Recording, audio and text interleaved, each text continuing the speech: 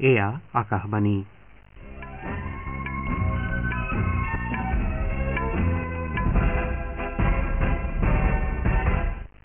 বাতৰি পঢ়িছো সমুজ্জ্বল ভৰদ্বাজে। এতিয়া প্ৰধান বাতৰিসমূহ হ'ল লোকসভা নিৰ্বাচনৰ দ্বিতীয় পৰ্যায়ৰ বাবে আজি প্ৰচাৰ অভিযানৰ সামৰণি পৰিব। প্ৰতিৰক্ষা গৱেষণা আৰু বিকাশ সংস্থাই দেশত সবাতোকৈ লঘু বুলেট প্ৰুফ জেকেট বিকশাই তুলিছে। বৈজ্ঞানিক আৰু ঔদ্যোগিক গৱেষণা পৰিষদে নতুন দিল্লীস্থিত পৰিষদৰ মুখ্য কাৰ্যালয়ত ভাৰতৰ সবাতোকৈ বৃহৎ জলবায়ু ঘড়ী স্থাপন কৰিছে। লক্ষ্ণৌ ছুপাৰ জায়েণ্টছে যোৱা নিশা IPL ক্ৰিকেট প্ৰতিযোগিতাৰ এখন খেলত চেন্নাই ছুপাৰ কিংছক 6 উইকেটত পৰাস্ত কৰে আৰু ভাৰতে আসন্ন বিশ্ব এথলেটিকছ ৰিলে প্ৰতিযোগিতাৰ বাবে 15জনীয়া দলৰ সদস্যসকলৰ নাম ঘোষণা কৰিছে।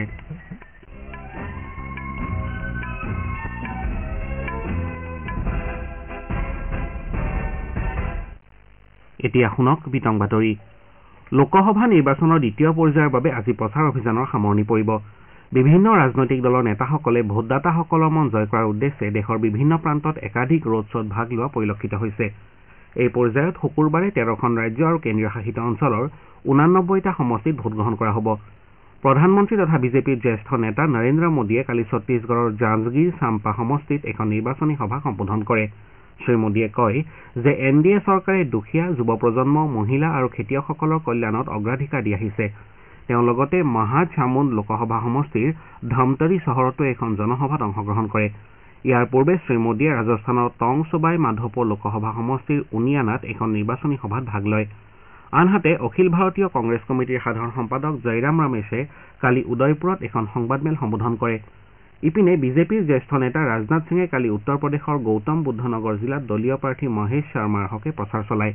তেওঁ কয় যে সম্প্ৰতি উত্তৰ প্ৰদেশ আইন শৃংখলা, উন্নয়ন, বিনিয়োগ আৰু সুশাসনৰ বাবে জনাজাত হৈ উঠিছে। একেদৰে বিজেপিৰ ৰাষ্ট্ৰীয় সভাপতি JP নাড্ডাই কালি মধ্যপ্ৰদেশত কেইবাখনো নিৰ্বাচনী সভাত অংশগ্ৰহণ কৰে। ইফালে কংগ্ৰেছৰ সাধাৰণ সম্পাদক প্ৰিয়ংকা গান্ধী ভদ্ৰাই কালি কৰ্ণাটকৰ চিত্ৰদুৰ্গত এটা সমাৱেশক সম্বোধন কৰে। কংগ্ৰেছৰ ৰাষ্ট্ৰীয় সাধাৰণ সম্পাদকগৰাকীয়ে ভাষণ প্ৰসংগত কৰ্ম সংস্থাপনহীনতা আৰু মূল্য বৃদ্ধিৰ বিষয় উত্থাপন কৰে। তেওঁ লগতে কেন্দ্ৰীয় চৰকাৰে বিৰোধী দলসমূহ শাসনত থকা ৰাজ্যসমূহলৈ পুঁজি মোকলাই নিদিয়া বুলি অভিযোগ তোলে। আনহাতে বিজেপিৰ কৰ্ণাটকৰ সভাপতি BY বিজেন্দ্ৰই মহিলাসকলক সুৰক্ষা প্ৰদানত ব্যৰ্থতাৰ বিষয় লৈ কংগ্ৰেছ নেতৃত্বাধীন কৰ্ণাটক চৰকাৰক তীব্ৰ সমালোচনা কৰে। কংগ্ৰেছৰ ৰাষ্ট্ৰীয় সভাপতি মল্লিকাৰ্জুন খাৰ্গে কালি বিয়লি ৱানেটত এখন নিৰ্বাচনী সভাক সম্বোধন কৰে। তেওঁ কয় যে কংগ্ৰেছৰ নিৰ্বাচনী ইস্তাহাৰ দুখীয়া, যুৱ, কৃষক আৰু মহিলাসকলৰ বাবে। কেন্দ্ৰীয় গৃহমন্ত্ৰী তথা বিজেপিৰ জ্যেষ্ঠ নেতা অমিত শ্বাহে কালি কৰ্ণাটক বেংগালুৰুৰ দক্ষিণ সংসদীয় সমষ্টিত এটা ৰোড শ্ব'ত অংশগ্ৰহণ কৰে। এই উপলক্ষে এখন জনসভাক সম্বোধন কৰি শ্ৰীশ্বাহে তোষামোদৰ ৰাজনীতি আৰু দুৰ্নীতিৰ বাবে ৰাজ্য চৰকাৰক জগৰীয়া কৰে। তেওঁ লগতে আইন শৃংখলা পৰিস্থিতিৰ ক্ষেত্ৰত মুখ্যমন্ত্ৰীৰ নিষ্ক্ৰিয়তাৰ বাবে ৰাজ্যখনত মৌলবাদী শক্তিসমূহে মূৰ দাঙি উঠিছে বুলি অভিযোগ তোলে। তেওঁ কয় যে উগ্ৰপন্থী কাম কাজৰ সৈতে জড়িত সংগঠনসমূহৰ প্ৰতি কংগ্ৰেছ দলৰ সমৰ্থনৰ বাবে ৰাজ্যখনত আইন শৃংখলাজনিত পৰিস্থিতিৰ সৃষ্টি হৈছে। শ্ৰীশ্বাহে প্ৰধানমন্ত্ৰী নৰেন্দ্ৰ মোদীৰ উন্নয়নমুখী শাসনৰ প্ৰতি সমৰ্থন আগবঢ়াবলৈ ভোটদাতাসকলৰ প্ৰতি আহ্বান জনায়। ৰোড শ্ব'ত বিজেপি নেতা BS য়েডিয়ুৰাপ্পা, বিধানসভাত বিৰোধী পক্ষৰ নেতা R অশোক আৰু বেংগালুৰু দক্ষিণ সমষ্টি বিজেপি প্ৰাৰ্থী তেজস্বী সূৰ্যাসহ ভালেসংখ্যক নেতা উপস্থিত থাকে। অৰুণাচল প্ৰদেশৰ 4টা বিধানসভা সমষ্টিৰ 8টা ভোটগ্ৰহণ কেন্দ্ৰত বিধানসভা আৰু লোকসভা নিৰ্বাচনৰ ভোটগ্ৰহণ ইতিমধ্যে আৰম্ভ হৈছে। বিয়লি 2 বজাত ভোটগ্ৰহণৰ সামৰণি পৰিব। এই ভোটগ্ৰহণ কেন্দ্ৰকেইটাত যোৱা 19 এপ্ৰিলত বিধানসভা আৰু লোকসভা নিৰ্বাচনৰ ভোটগ্ৰহণ অনুষ্ঠিত হৈছিল যদিও নিৰ্বাচন আয়োগে পুনৰ ভোটগ্ৰহণৰ নিৰ্দেশ দিয়ে। বামেং আৰু নিয়াপিন বিধানসভা সমষ্টিৰ এটাকৈ ভোটগ্ৰহণ কেন্দ্ৰ, ৰুমগং সমষ্টিৰ 2টা আৰু নাছো বিধানসভা সমষ্টিৰ 4টা কেন্দ্ৰত পুনৰ ভোটগ্ৰহণ অনুষ্ঠিত হ'ব। ভোটগ্ৰহণ সম্পন্ন হোৱাৰ পাছত আজিয়ে এই ভোটগ্ৰহণ কেন্দ্ৰকেইটাত 17A প্ৰ-পত্ৰ পৰীক্ষা কৰা হ'ব। তৃতীয় পৰ্যায়ত অহা 7 মে'ত দেশৰ 12খন ৰাজ্য আৰু কেন্দ্ৰীয় শাসিত অঞ্চলত হ'বলগীয়া নিৰ্বাচনত 1351 গৰাকী প্ৰাৰ্থীয়ে প্ৰতিদ্বন্দ্বিতা আগবঢ়াব। এই পৰ্যায়ত 2963 গৰাকী প্ৰাৰ্থীয়ে 95টা সংসদীয় সমষ্টিৰ বাবে মনোনয়ন দাখিল কৰিছিল। ইপিনে অসমত এই পৰ্যায়ত 47 গৰাকী প্ৰাৰ্থীয়ে প্ৰতিদ্বন্দ্বিতা কৰাটো নিশ্চিত হৈছে। দুদিনীয়া ভ্ৰমণসূচীৰে উত্তৰাখণ্ডলৈ যোৱা ৰাষ্ট্ৰপতি শ্ৰীমতী দ্ৰৌপদী মুৰ্মুৱে আজি দেৰাদুনৰ বন গৱেষণা প্ৰতিষ্ঠানত ভাৰতীয় বন সেৱাৰ প্ৰশিক্ষণৰত বিষয়াসকলৰ সমাৱৰ্তন সমাৰোহত মুখ্য অতিথি হিচাপে অংশগ্ৰহণ কৰিব। ইয়াৰ ভিতৰত মধ্যপ্ৰদেশৰ সৰ্বাধিক 15 গৰাকী বিষয়া থকাৰ বিপৰীতে উত্তৰাখণ্ডৰ 3 গৰাকী বিষয়া আছে। এতিয়া ক্ষন্তেক বাণিজ্যিক বিৰতি। শুনক, এয়া কেৱল ফোনৰ এটা শব্দ নহয়। ক্ষুদ্ৰ কৃষকসকলৰ বাবে এয়া এক সন্মানৰ শব্দ। বীজ সাৰৰ বাবে মহাজনৰ পৰা কত ঋণ লৈছিল, তেতিয়া শস্যৰ ক্ষতিৰ বাবে আপুনি কেনেদৰে কান্দিছিল। মোদীজীয়ে আমাৰ দুখ বেদনা বুজি পাইছে। MSP বৃদ্ধি কৰিছে, জলসিঞ্চন বৃদ্ধি কৰিছে, বীমা পৰিশোধ বৃদ্ধি কৰিছে, অনলাইন বজাৰ সৃষ্টি কৰিছে, আৰু তথাপিও তেওঁ কয় যে এইটো মাত্ৰ এটা আৰম্ভণিহে।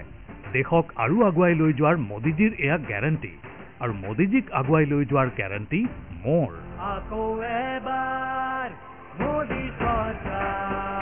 পদুম ফুলৰ চিহ্নত ভোট দিয়ক, বিজেপিক জয়যুক্ত কৰক।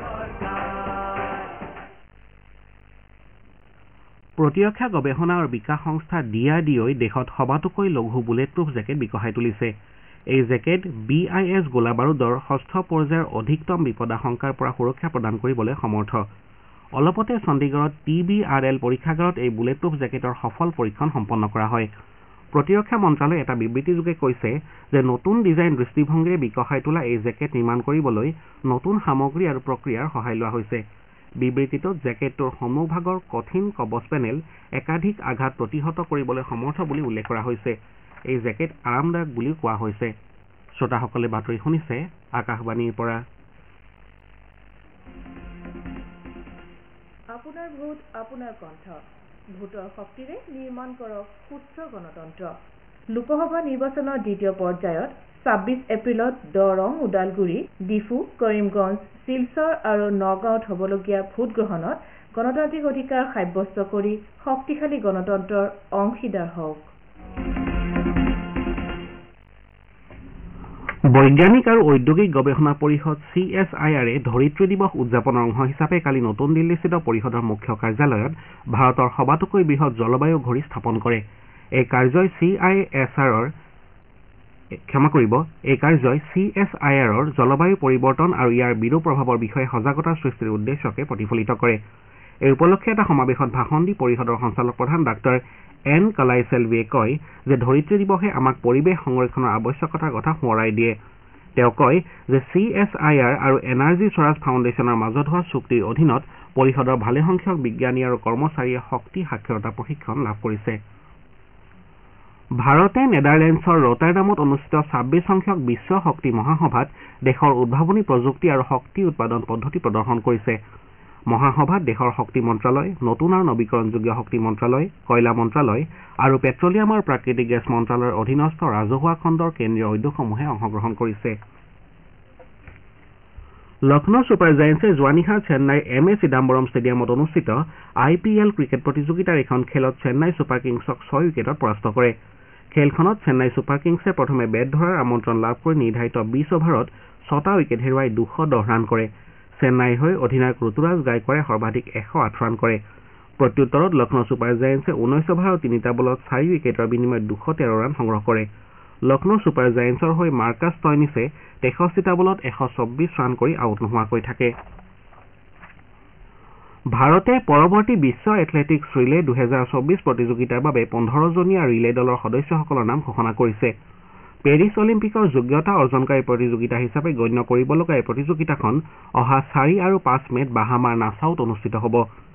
ঘোষিত ভাৰতীয় দলটোৰ খেলুৱৈসকলে পুৰুষ, মহিলা আৰু মিক্সড শাখাৰ 4x400 মিটাৰ ৰিলে দৌৰত দেশক প্ৰতিনিধিত্ব কৰিব।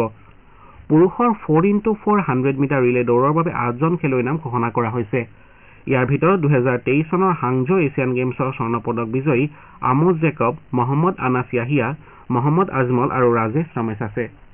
বাতৰি শেষ কৰাৰ পূৰ্বে ঘাই বাতৰিকেইটা পুনৰ পঢ়ি দিছো। লোকসভা নিৰ্বাচনৰ দ্বিতীয় পৰ্যায়ৰ বাবে আজি প্ৰচাৰ অভিযানৰ সামৰণি পৰিব। প্ৰতিৰক্ষা গৱেষণা আৰু বিকাশ সংস্থাই দেশত সবাতোকৈ লঘু বুলেটপ্ৰুফ জেকেট বিকশাই তুলিছে। বৈজ্ঞানিক আৰু ঔদ্যোগিক গৱেষণা পৰিষদে নতুন দিল্লীস্থিত পৰিষদৰ মুখ্য কাৰ্যালয়ত ভাৰতৰ সবাতোকৈ বৃহৎ জলবায়ু ঘড়ী স্থাপন কৰিছে। লক্ষ্ণৌ ছুপাৰ জায়েণ্টছে যোৱা নিশা IPL ক্ৰিকেট প্ৰতিযোগিতাৰ এখন খেলত চেন্নাই ছুপাৰ কিংছক 6 উইকেটত পৰাস্ত কৰে আৰু ভাৰতে আসন্ন বিশ্ব এথলেটিক্স ৰিলে প্ৰতিযোগিতাৰ বাবে 15জনীয়া দলৰ সদস্যসকলৰ নাম ঘোষণা কৰিছে। আমাৰ এতিয়াৰ বাতৰি ইমানতে অন্ত পৰিল। নমস্কাৰ।